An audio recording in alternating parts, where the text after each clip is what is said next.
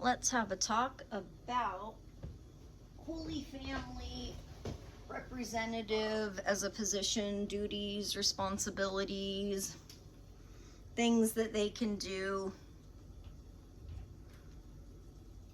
So some of the things that we can do, we can officiate your weddings if we're ordained. We can bless your babies. We're supposed to be able to do healings. I have to say it's not a substitute for medical advice. Sometimes we are said to be able to remove people's addictions. Like I said, not a substitute for medical advice. Not seeing any people wanting that anyway. As the Holy Family representative that nobody ever listened to or cared to follow the guidance of, that everybody just thought was a free for use tool. See, here's the thing. Jesus and the Holy Family don't owe you miracles. We do them where we see they're appropriate and helpful for something. Sometimes we do it so you can believe. Sometimes we do it because we see a worthy person in need of healing. We feed the masses. We also, if you're the representative, which I'm the only one in my family, others, sometimes go into the clergy of various faiths and follow their spiritual calling that way. That's when they are subjected to following the ways of that church. So like priests that go into Catholicism and become priests, they've got their own way. They can officiate and name babies and stuff too.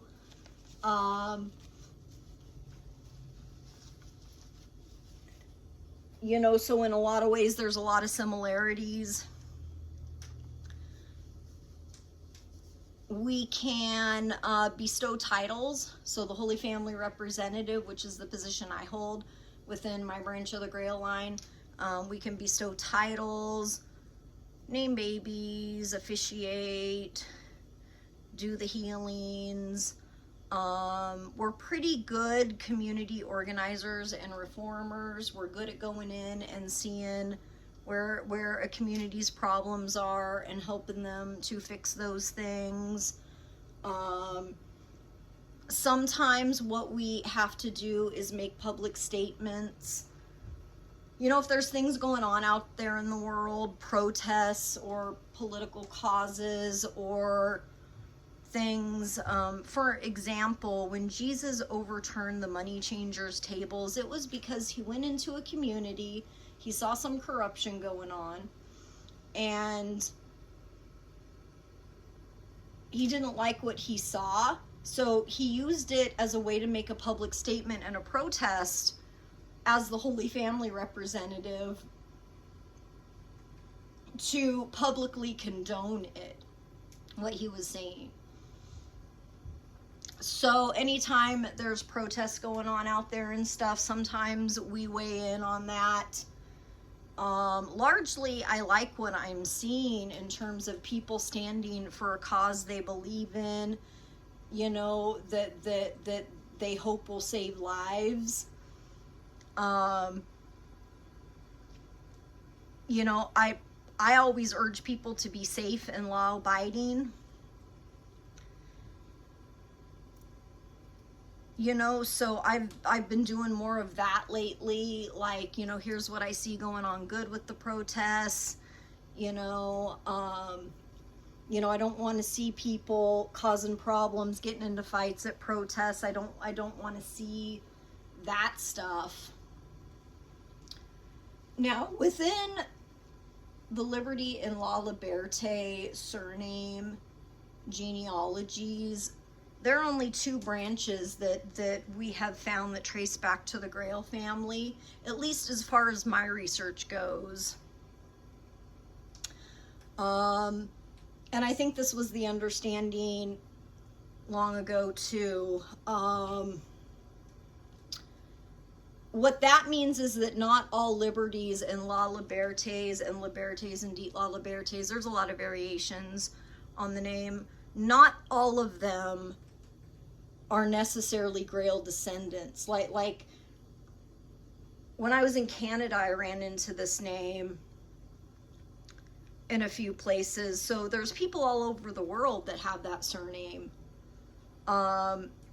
They are not necessarily all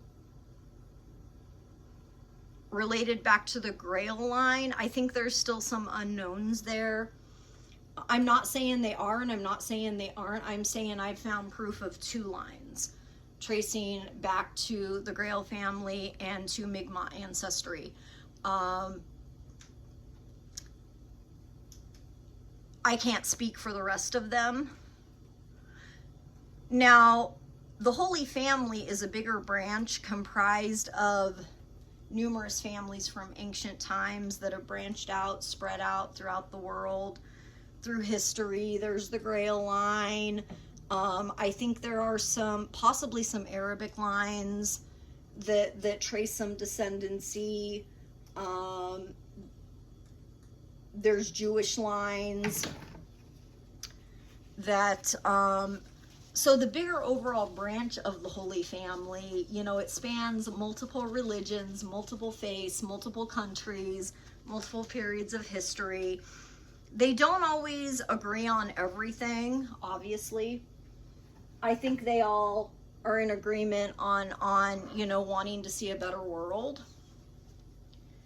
I think it is the overall understanding that we believe that we are God's representatives on earth, that God put us here to help humanity. Now, that doesn't mean we owe humanity miracles. That doesn't mean people can demand miracles. We believe the miracles flow through us because we're willing to let ourselves be God's vessel for that. You know, Moses was communicating with God and felt that he was following God's direct orders when he was trying to free the slaves from Egypt.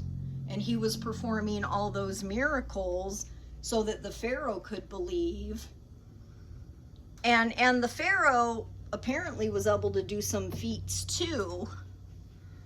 You know, that as far as other families that might not be Holy Family, that might come from magical bloodlines, I am not going to speak for them or on that.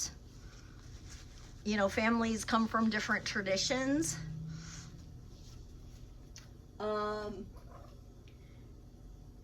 And there's so many religions and practices in this world. You know, the Hindus believe in some kinds of healing and remedies and recipes and stuff. They believe that their Brahmin came down from the light, so they believe their Brahmin is like their Holy Family. They're at the top of the caste system. You know, in Buddhism, they believe that Buddha was the divine messenger of God here to help the world. Buddha felt that it was his role to help find and end suffering for humanity. Seeing people suffer was very hard for him, you know, and they said that lotus blooms blossomed under his footsteps when he was an infant and learning to walk. So it's interesting that across different cultures, it seems like every culture has its Holy Family, you know, that's meant to be the guides, and then it seems like not everybody gives any ifs about it. You know, I think in other cultures, I think in Hinduism and in Buddhism, you know, which I think are both beautiful religions with a whole lot to teach. I've learned a lot from them, you know. Jesus may have studied in India and may have been crowned a saint in India. So it's like they acknowledged his Holy Family roots. It's like they acknowledged his miracles, and that like they believed that he was like one of them, you know, that he was trying to do good in the world too. It may have been, you know, when he was young, like a preteen or teenager, he may have spent a couple years in India, You know, he was another one of those ones that could do miracles from a young age, but he's not the only one in the Holy Family. And here's the thing, if people keep keying them off, they're not going to be here to help when needed. You know, and while I think all traditions have beautiful things to teach, I don't know that any one religion has it all right. I'm not saying that any one religion is wrong either. You know, I am saying they each have their own take on things. And they were each meant to help the people of that culture. And that oftentimes there is a lot in common. Within Christendom, you have a number of different sects, like you've got Catholicism, Orthodox, you know, Protestant, Lutherans, you know, there's a whole lot of different Christian traditions under the branch of Christianity. And I think what Jesus intended was for people, I think he wanted to bridge the gap. I think that he came from Jewish roots, but was following the Christian path. I think that was the path his family chose to follow.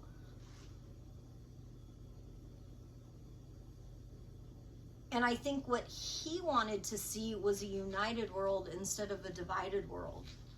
I think what he wanted to see was Christians and Jews getting along and finding common ground and working together rather than being divided. And then within Christendom, I would like to see, instead of people arguing about the differences of, you know, why they think them being Protestant is better than being Catholic or Orthodox, you know, rather than arguing over things like that, I'd rather see people be united over the commonalities.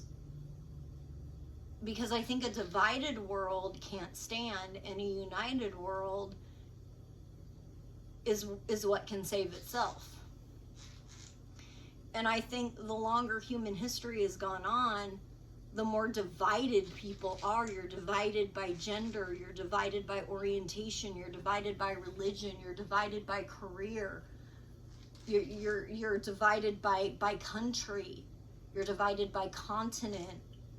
But we are all one people as human beings. And that is the one thing that you have in common with your enemies and other people that you disagree with. I want people to remember that we are all human beings. And that it's not about the differences. You know, people get into these big political arguments on social media in election years, and we're divided by right versus left, Democrat versus Republican. And I don't think a world of categories and labels and divides can heal the world as effectively. I think that's when fights and arguments happen, because everybody always thinks they're on the right side. And what that does is make people closed off and closed-minded to learning. If I had gone through my life feeling that I knew everything, I wouldn't have learned as much as I did from Buddhism, from Hinduism, from Christianity, from Judaism, even you know, Satanism and Kabbalah I've learned things from. You know, I'm not advocating Satanism also, just so people don't get it twisted. You know, that they have their skills in the things that they can do. And I don't know that that learning is good for everyone. I think when Jesus led his people by being open to learning from every community he went to, you've heard me say this over and over, that Jesus traveled to different communities and he tried to help heal those communities and heal those people. But he was also open to learning, because sometimes you would see that learning manifest later, you know, when he's in a different community, you know, by the time we get to Mary Magdalene's gospel, which she probably wrote in France, where she spent her last days after the family fled after the crucifixion and they ended up in Europe, you know, there's elements of Gnosticism in there. And you can tell how all of her travels around the world have taught her, and you can see this knowledge coming out of her, like she has taken it all in and listened and learned from all of it. And I think Jesus did that in order to bring the people the most knowledge that was beneficial that he could. When he went to a community and saw something that seemed helpful, I'm sure he logically thought this could help people elsewhere too. Because the Gnostics had different practices from the Essenes and the Zealots. And in the early Christian church, what you had were regional sects, and each of these sects had their own regional texts that they followed, their own regional beliefs that they followed. And then when the Council of Nicaea was formed to come up with a cohesive canon, the idea was to unite Christendom under one canon. And so what they did was they had people submit their regional texts from all over, and they picked the ones that they wanted, and like, okay, we're all going to go by this now.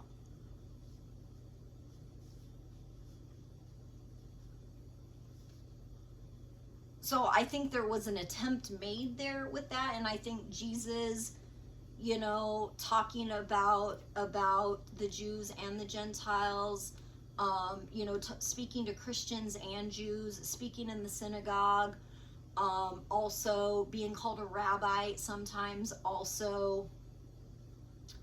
And by the way, rabbis were supposed to be married. I think that is part of Jewish practice is that rabbis are married, which would be strong indications that Jesus may have been also for people who are still non-believers of whether Jesus and Mary Magdalene were married. The story about her anointing his feet with her hair may have actually been a marriage ritual. So I think the evidence is there that's most likely. I think people get really weirded out that if he was the Son of Man and the divine representative of God on earth, how could he have gotten married and had children? Well, every family, especially miraculous holy ones that believe it's their mission to help humanity, you know, every family line looks at survival. You know, in order to do that, you get married and have kids. So there's a next generation and a next generation.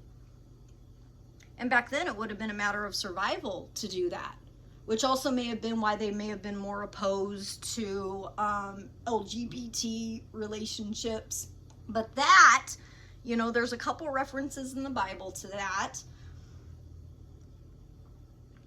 To that I say that's what those people of that region practiced. That was their beliefs. And this is back before modern medicine, when survival of the family line without modern medicine meant that hetero marriages were the only way. You know, that they didn't have the same technologies and medical science that we do today. You know, and so that may have been the common practice for human survival that made the most logical sense to them at the time. But that may not have necessarily been the practice of every community.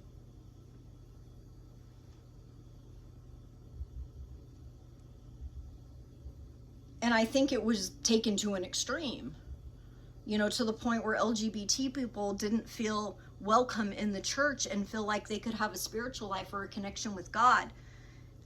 And the Holy Family believes that everybody should have the ability for spiritual learning and a connection to God if they want. And that's how we better humanity and better ourselves as people. So without that learning, how do you expect people to grow anyway? You know, but I think the whole thing of trying to convert LGBT people in the church and stuff, I think that's a little outdated. I think times have changed. I think we are already an overpopulated world, I think that it's more important that people are happy, and as long as they're consenting adults, in in a loving relationship, why should that matter to anyone else? Plus, gay couples often adopt more frequently, and there's always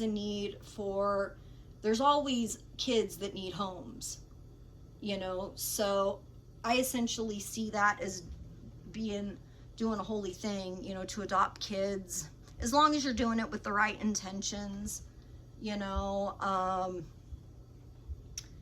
I see that as here's a way where same-sex couples can be an asset to a religious or church community.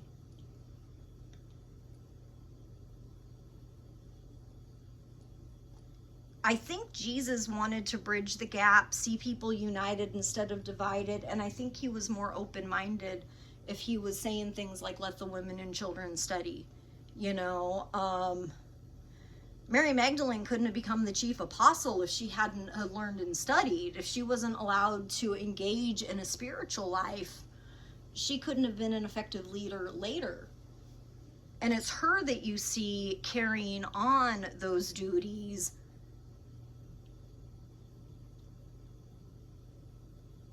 And I think that is all the example we need to know that Jesus may have even seen women as equal to men. I don't know that he would have had the same hang-ups. It says he kissed Judas, and scholars have debated this for ages, what that meant, Obviously, he didn't have hang-ups about two men kissing, though. So I'm not thinking Jesus was homophobic. That's the proof right there. If it was such an abomination, for whatever reason it happened for, Judas was the one that ultimately betrayed Jesus. He sold out his homies for 30 pieces of silver.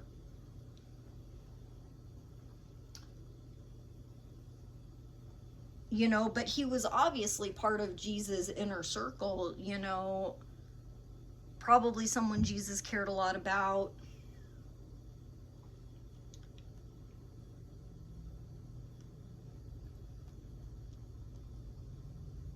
And so I do want to remind people that as there's political fighting going on during an election year, as there's protests going on, it's about being a united world and not a divided world. There was a comment I ran into about a protest where a guy was like, this girl is at a like, the way people word some of this too, like some people are calling it like pro-Hamas. Being against a war in a country doesn't mean that you're pro something else. These people are merely asking for the ceasefire and an end to the war. And I don't think that necessarily means they're choosing sides or anti-Semitic or against Jews. And even within Judaism, there's different levels of observancy. Every family is different. You've got the Rothschilds that have shellfish on their family crest, and that's not considered kosher in Judaism, but they're one of the two lines that are allowed to be like that. That's how their family has always been. That was part of their family trade. And sometimes when you're traveling the world in ancient times, you eat what regional foods you have access to, and you don't complain because at least you have food. And sometimes it's a matter of that family's livelihood rather than, trying to go against God's wishes. But I feel that if following kosher laws is what you feel is right for you spiritually or health-wise, then that's great. There's been times I've eaten kosher and times I haven't.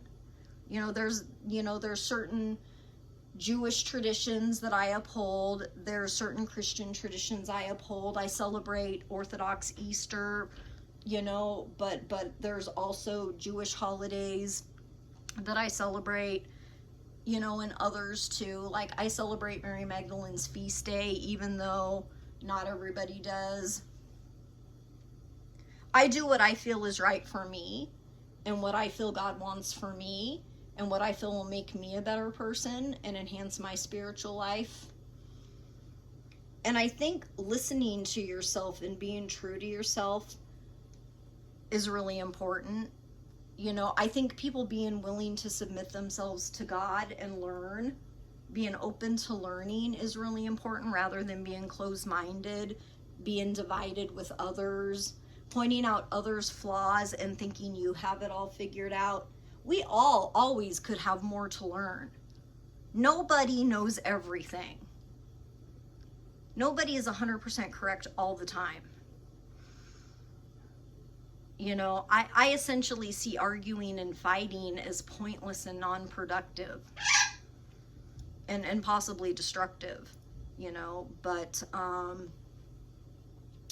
when it comes to Holy Family positions, you know, you've got the disciples, the apostles, the messiahship, which is the highest position. You've got the Holy Family representatives that you know, they can officiate, bestow titles.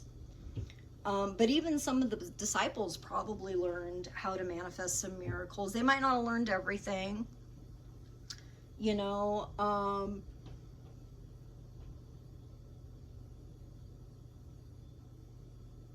Nobody ever gave enough about that with me, though, even though I've held that position since I was young. At one point, my mother found another boy, and she was going to, even though it was not even her position to be deciding this stuff, it would have been my decision as the Holy Family representative to bestow titles. She decided to choose one other boy. I don't even know who he was. I only saw him the one time, never saw him again. As another Holy Family representative, and she said that she wanted him to go out and do as much good as he can, and that they were going to pit him against me later, and I don't know, somehow prove that this boy was better than, like, I don't know why my mom just needed to.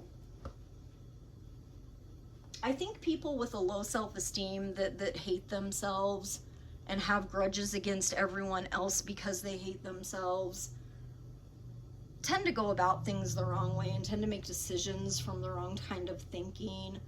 Like, you know, she held her daughter hostage like Gypsy Rose for decades in a life of mistreatment and horrifying things, and I don't know, I guess she had some grand plan that some other guy was going to come and prove that he was a better Holy Family representative than the one that they didn't even let go out there and be able to follow her calling. I wasn't allowed to have a career, get married, have kids. Like, not letting someone have kids is how you make your line die out. So I think that was all very purposeful.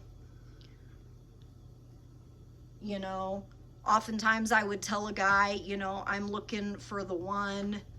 You know, you would be marrying into the Holy Family tradition. I'm the Holy Family representative. I'm the Grail descendant. You know, I'm supposed to be out there following my spiritual calling like Jesus, doing what Jesus did.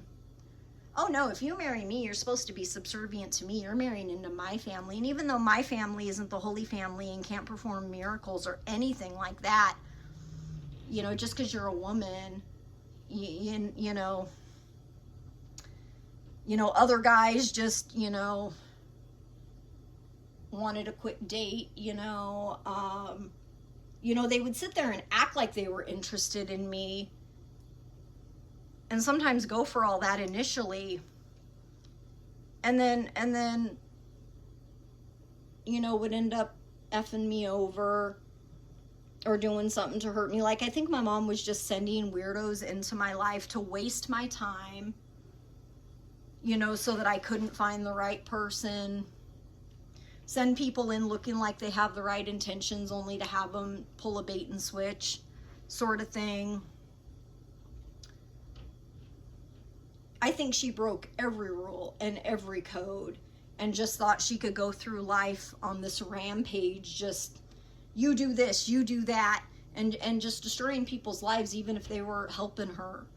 You know, no good deed went unpunished, you know, whether you helped her or not.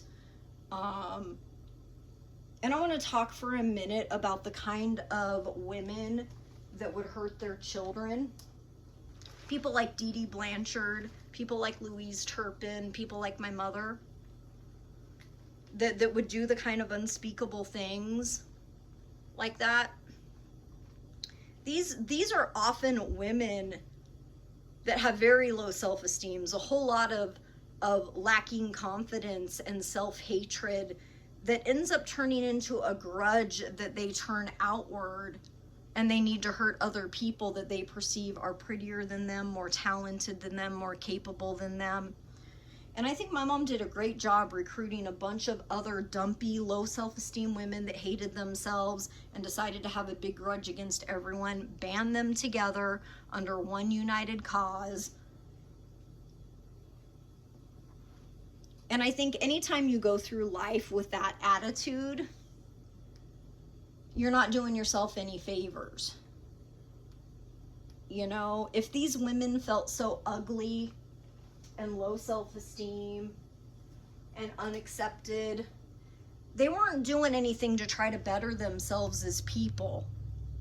And it's not always about looks. Sometimes it's about how good of a person you are, what you have to offer the world.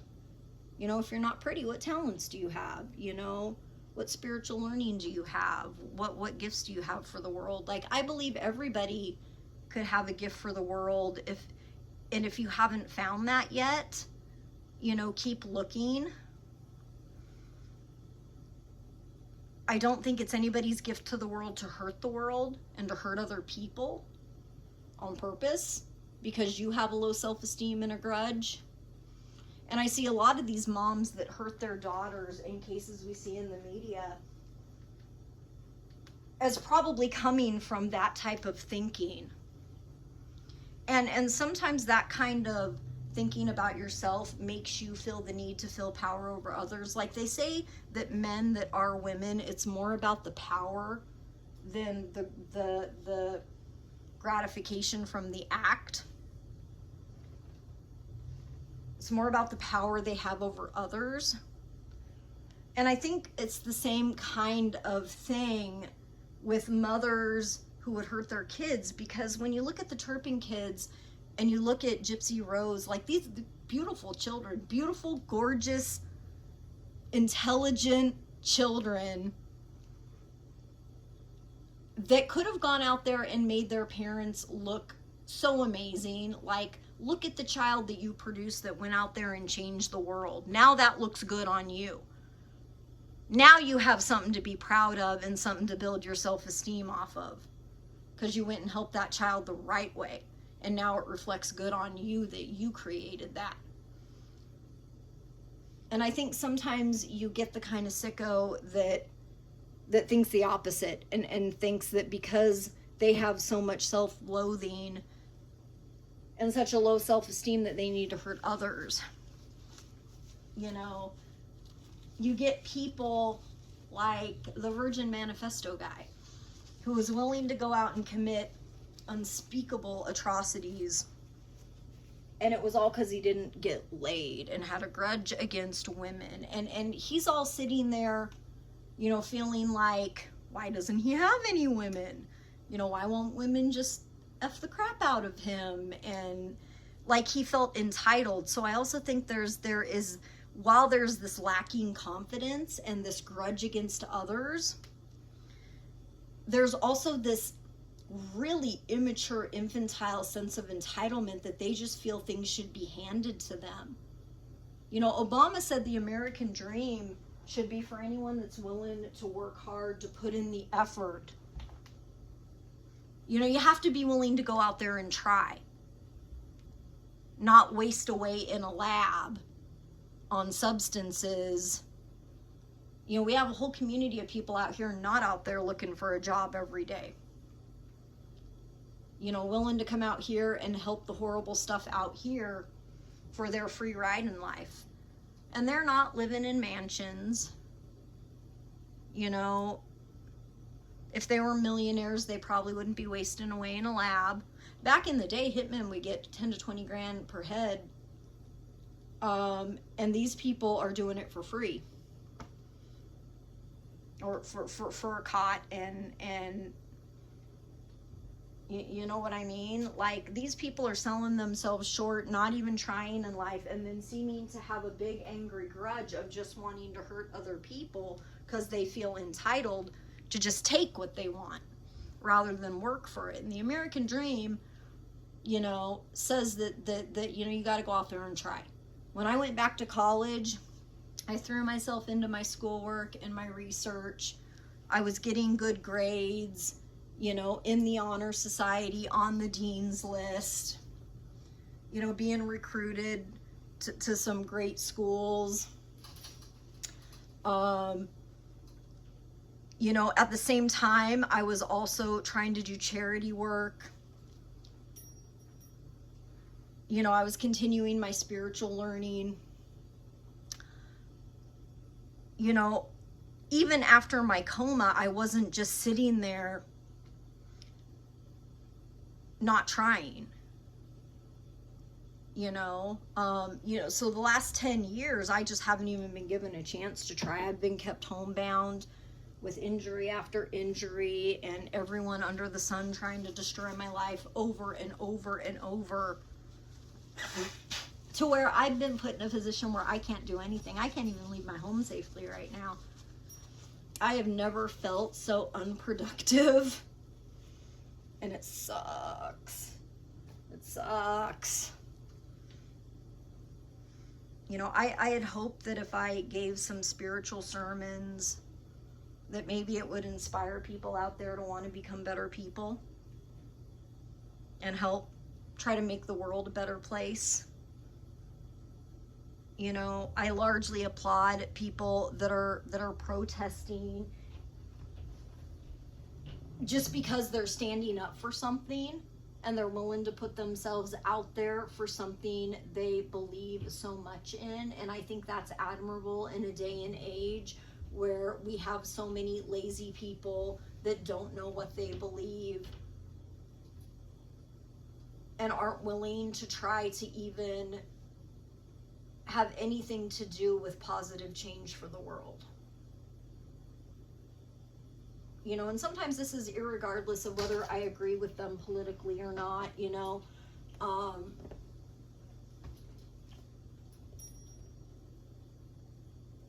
You know, so I largely applaud these people out there protesting now. I think it's admirable. I think they're trying to save lives. They're trying to save money for our government too. Like, we keep throwing money at this stuff. We have our own booming homeless crisis and border invasion that we're not doing enough about. And yet we are helping to cause destruction in other countries that we don't necessarily belong in. I don't see that as a productive thing for humanity. And then what I've seen is a lot of people arguing, like, people are equating that students want a ceasefire with being something else. They're putting different words on it.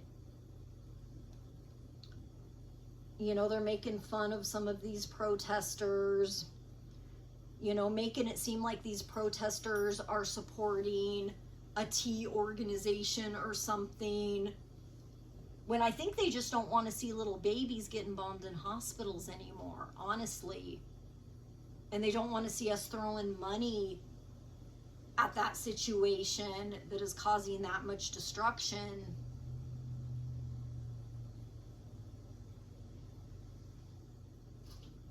But, you know, when I noticed that comment of, you know, why is that lady wearing a Star of David, and at a he called it a pro-Palestine protest. Some people are calling it like a pro-H org protest, like somehow just because you're Palestinian that automatically makes you a teist. I'm sorry, little babies in the hospital aren't teists. You know, and some of the carnage, some of the videos of the carnage coming out of that is atrocious. There's innocent children that are not making it over there before they've even had a chance to grow up and have a life, you know. And I think anytime you see privileged white students from top Ivy League schools willing to put themselves out there and take a stand for something they firmly believe in, these kids are willing to risk their college education, they're willing to risk arrest to stand up for what they believe in. I'm glad that for the most part they're trying to keep it peaceful. You know, I gave some safety and law abiding tips. I always encourage those things. Today I noticed there was a girl that called for a hunger strike at her university until some charges were dropped on I think some protesters that may have gotten arrested. And those are the times that the Holy Family representative might chime in with their take and their opinion. So here goes. I sat and listened to this girl give an entire history of fasting and hunger strikes through history and through Christendom. And I was impressed. Clearly she took the time to do her research and she cited examples in history, and I was like, well done, girl, you've taken the time to do the learning. Now, often hunger strikes aren't successful, and that is because anytime you're making demands, it's a matter of you outlasting them and they're eating and you're not, so they're already in a more advantageous position. I don't always see it strategically as being the best thing to do. I think they might need to be prepared to switch up their tactics. As soon as they break their hunger strike, they're going to be called failures, and I don't want people to look at it as that. I think every protest can sometimes go through different phases. We saw that during the Occupy movement. It went through different phases. And like I said, protest is to bring awareness. It doesn't always create the overnight change that you want. Sometimes that involves helping to get new legislation drafted. Like when I worked my butt off on the healthcare legislation because I believed that it was important for all people to have access to healthcare, only to them be denied access to healthcare up here in this state, because obviously maybe they didn't know that I was one of the pioneers that helped on that legislation so that all their people in the state could benefit from it, only for them to deny me of that. Like, I don't know if that'll look good for them later. But I think sometimes changing up tactics in a protest or demonstration is good. You know, sometimes you got to change locations. You know, you've got to keep the public interested. You've got to keep the media coverage on it. But sometimes you need to also be prepared to, like, what she's wanting is charges to be dropped for some people. What I think they need to do is, if they have video evidence of what happened that involved these, what are perceived as wrongful charges, what they need to do before the hearing, they need to go to the hearing. They need to go to the hearing and speak up and furnish evidence that they think might help. I tried to do that for a lady out here that I felt got wrongly arrested. And so this is where I will weigh in and speak as the Holy Family representative and say I have my own personal experience of trying to help some people with that. I saw 2 Christian ladies of color get persecuted and falsely arrested out here when I felt that was inappropriate to do. I felt that they were set up in orchestrated events where the thugs in this community pushed them and kind of falsified things and created a situation and made it look like something it wasn't. And so here I am, I'm calling the city, I'm calling the jail, I'm calling the public defender. I'm like, I've got evidence that this woman may have had a health condition that day that was caused in our complex that may have affected other people, so that charges can be dropped. Can I bring you that evidence? They wouldn't respond. You know, I called the public defender, and at this point I'm like, I'm just going to submit the evidence, and then if they go all the way through with charging her in light of evidence to the contrary and a statement from a witness, that I feel that she was targeted, she tried to come forward as a victim of crime. She said she had been a victim, but she said she also may have seen some stuff happen to some other people. I hadn't been able to hear her whole story before they orchestrated this arrest, but I think that the thugs in this community recognized that she was trying to come forward as a victim and saying she had witnessed some things. She was also an essential worker during the pandemic when they did this to her. They may have destroyed her career for her to get arrested. And I have seen racial discrimination out here, so when she later said that she felt that played a role in things, I believe her on that, because I've witnessed that out here too. No one wanted to listen to me, so I call just before her hearing down to the courthouse, and I'm like, can I come down? She said she wants me to come support her at her hearing. No, you can't come. I'm like, no, actually I can. This is suddenly when this city went from persecuting essential workers and purposefully spreading COVID and letting 40,600 people die of COVID to, oh, COVID protocol, we can't have extra people in the courthouse. And they just flat out lied to me. And they refused to let me come down on the day of her hearing. And then she was convicted anyway. While she was in jail, her home was broken into. People were picking through her stuff on the street. It was disgusting what I saw happen to her. And then the next lady that this sort of thing happened to only came to town because her daughters were getting what she felt were falsely evicted in this complex. I think they were clearing out people to make room for giving free apartments to criminals willing to do favors that would help hold this community hostage and thwart a case. Because like I said, this was a case that affected the whole community. Lots of people suffered. Lots of people had their homes destroyed or damaged. And she seemed like a nice lady. She also identified as a Christian lady of color to me. I think she was Hispanic. Beautiful lady. Beautiful family. Very sweet and polite. And she one day was getting into an argument with one of we have two management companies that run this complex. Our complex is a divided complex where part of us broke away and become a private homeowner community under an HOA, and the other side are rentals under a different management company.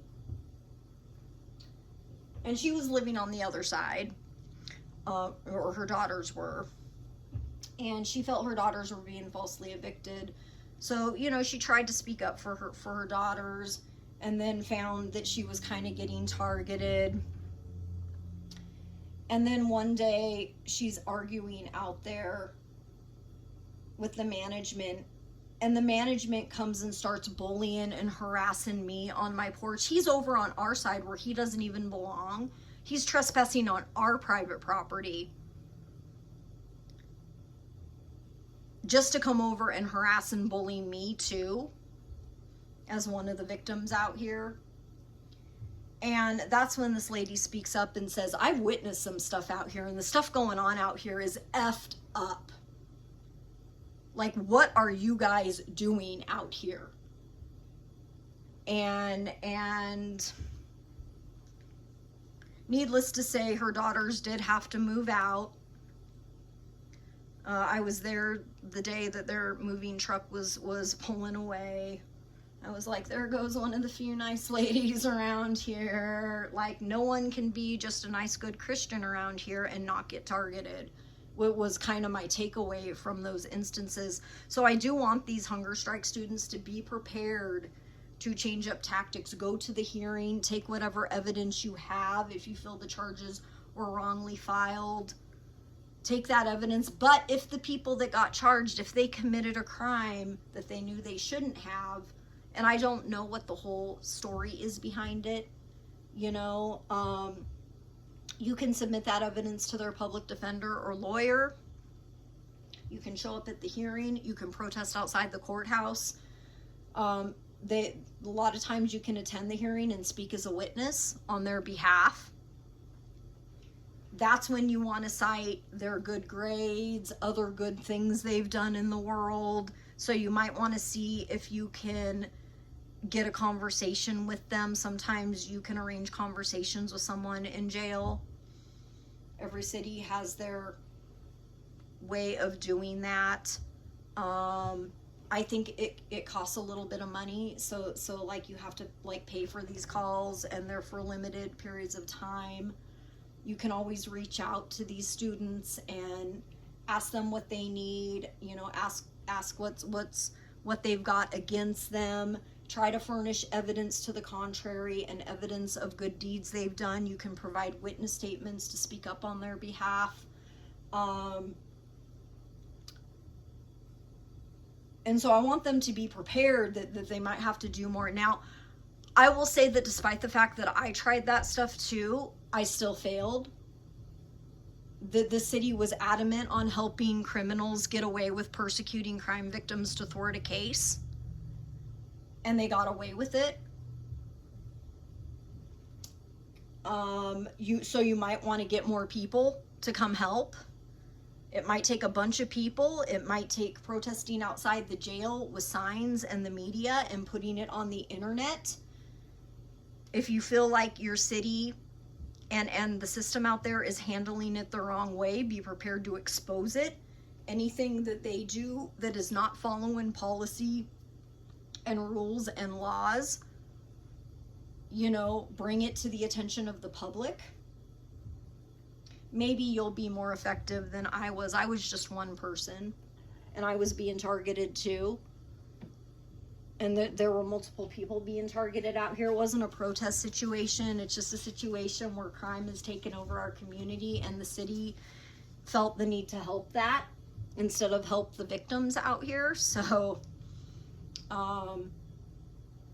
you know, out here in Washington, this is just the way everything is. Everything is corrupt, and I don't know that anybody can expect fair treatment unless they're a criminal. Like, if you work for child traffickers out here, the police will give you preferential treatment. The courts will give you preferential treatment. If you're a victim trying to speak up, they won't take a report. They won't listen to you. You know, what I went through out here was disappointing. I hope that for those students that it's easier in their city. I don't know everything behind what happened that resulted in the charges. You know, I didn't witness what happened in whatever protest. You know, so I can't say either way. You know, I can't give an opinion there either way. It's not my role to do that. I can just say what I tried, you know, if it helps anyone. You know, I do think there were some arrests made at multiple protests. So this might end up being, you know, pertinent for more than just the hunger strike girl's situation of trying to help people she felt that happened to. You know, I wish her a lot of luck. I hope that she is prepared to be proactive, show up at the hearing, you know, witness statements, you know, if they were a good student and got good grades and scholarships and awards and stuff, that could be very helpful later. you know, send it to their public defender or lawyer, bring it to the hearing, document everything, you know, and I wish them good luck with that. And keep up the protests out there, guys. You're making a big stir, and these protests are happening all over the world now, and it still doesn't seem like governments are listening up. They see the masses as need to control them rather than stop and listen to them, show that they care, show that they're willing to meet them and come to some sort of compromise.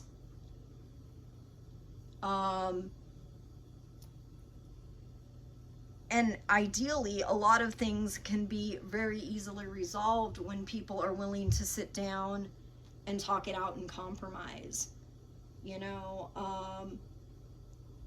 But I think in a lot of these situations, that's just not a possible thing to do. It wasn't possible to do out here.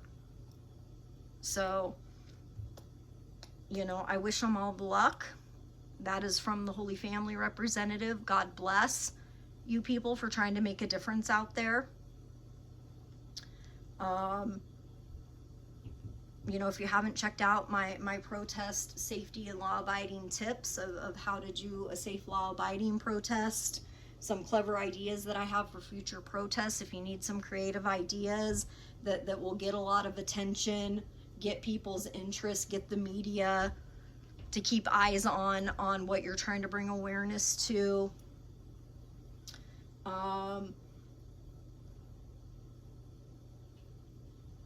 You know, and be safe, everyone. A lot of times I think protesters are unfairly targeted later, or, you know, they'll try to identify them later and make their lives miserable. And I hope that the world remembers that these are college kids that are merely just trying to stand up for something they believe in. They are trying to do it to save lives. They're not your enemy. They're not your city's enemy. They're not your school's enemy. They're trying to be united instead of divided. You know, they're trying to bring issues to people's attention. And I hope that people will listen to them, learn from them, be willing to hear them out. And it's always advantageous when there can be peaceful solutions to things. So, you know, God bless everyone willing to speak up and willing to take a stand for something they believe in, for the cause of saving human lives, you know, and God bless. And, you know, look forward to my next video in the Holy Family series. And have a good, safe week.